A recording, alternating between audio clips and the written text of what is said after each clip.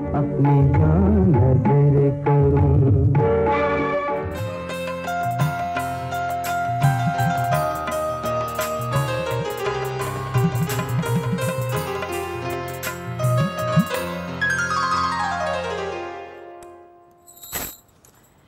आदाब अर्ज़ है। वैसे आज बड़ा दिल है मेरा कि जब आप जाएं और जब आप वापस आएँ तो मैं बार बार नारा लगाऊं पाकिस्तान जिंदाबाद का, और वो जो जज्बा है, जो जोश व वलवला है, उससे मैं ख़ुद भी इंजॉय करना चाह रही हूँ। क्योंकि उस वक्त मैं मौजूद नहीं थी, 1965 की जो वॉर हुई थी उस वक्त मैं पैदा भी नहीं हुई थी, मगर जो बातें सुनी हैं और जो सुनती आई हूँ वो बहुत ही एक समा एक ऐसा है कि जब आप फील ही करते हैं तो आपके रोंगटे खड़े हो जाते हैं। उनका जज्बा देखते हुए सुनते हुए अजीब सी आपकी कैफियत हो जाती है। और आज भी हमारे पास कुछ ऐसे मेहमान हैं जो 65 की उस वॉर के हीरो भी हैं और जिन्होंने इस जंग को जीतने में बहुत ही अहम किरदार अदा किए हैं। हमारे साथ जो गेस्ट हैं उनका तारुफ कराना चाहूँगी। सबसे पहले यहाँ मेरे लेफ़्ट हैंड पे जो बैठे हैं वो हैं जनरल राहत लतीफ़ साहब, हीरो ऑफ 1965 की वॉर। क्या बात है, आज हमारे साथ मौजूद हैं और बड़ी मुझे खुशी है कि हमें वन बाय वन मैं आपके तारुफ कराती जाऊंगी तो आप नाम देखिएगा कि कितने बड़े बड़े नाम, कैसी कैसी शख्सियत जो हैं उन्होंने हमें ज्वाइन किया हुआ है। ब्रिगेडियर कयूम साहब हैं, स्टेशन कमांडर भी थे ये, इनके बारे में भी बात बताती जाऊँगी। उनकी बेटी भी हमारे साथ हैं, फरहाना कयूम शेर मौजूद हैं, हमारे साथ तशरीफ़ रखती हैं। उनके साथ हमारे साथ हैं सायरा नसीम जी, जो कि she is a big name.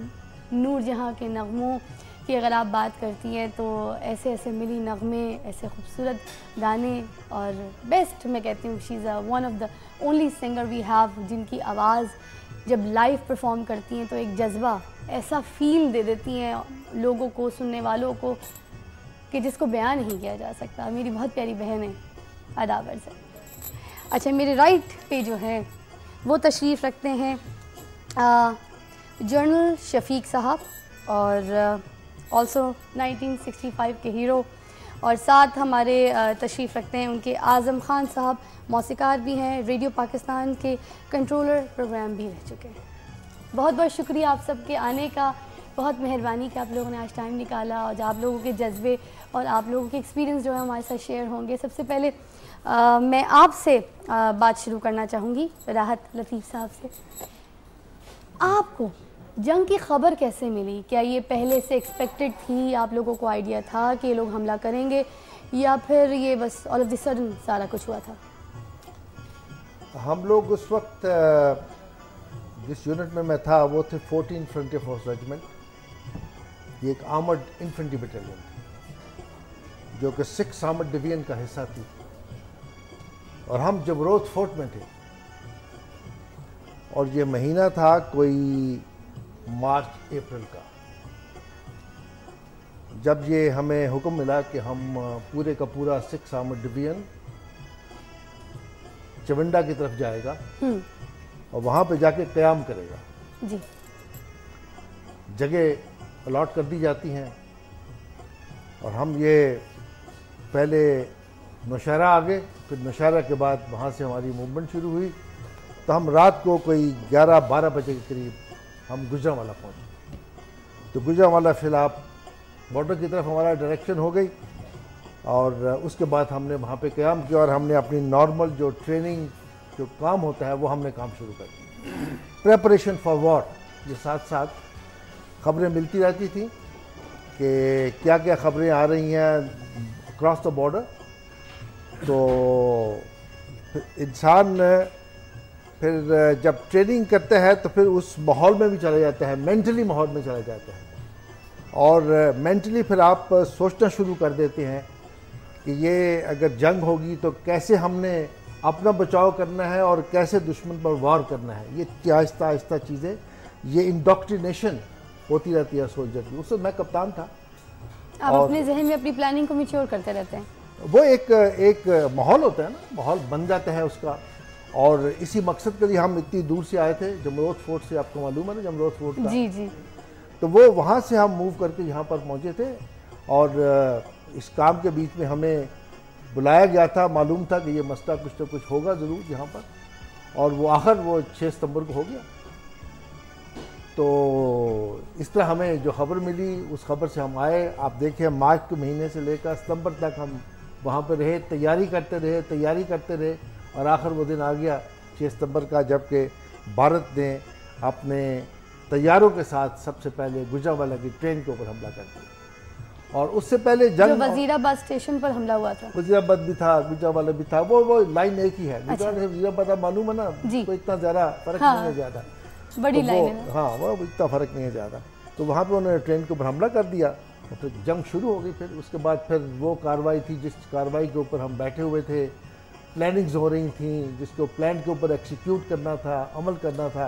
फिर मूवमेंट ऑफ ट्रुप्स शुरू हो गई और फिर गोलाबारी और सब तरफ से जंग शुरू हो गई। और आपने कभी, चूंकि आप पैदा नहीं हुई थी उस वक्त, तो इसलिए आपको लेकिन आपके नगमे जो हैं, जो आप सुना रही थी आप टेलीविज़न के ऊपर जो हम सुनते हैं, वो नगमों से काफ़ी चीज़ें नज़र आती हैं कि उस वक्त क्या माहौल होगा कि ये नगमे सुनाने पड़े ताकि कौम का मोराल को हाई किया जाए।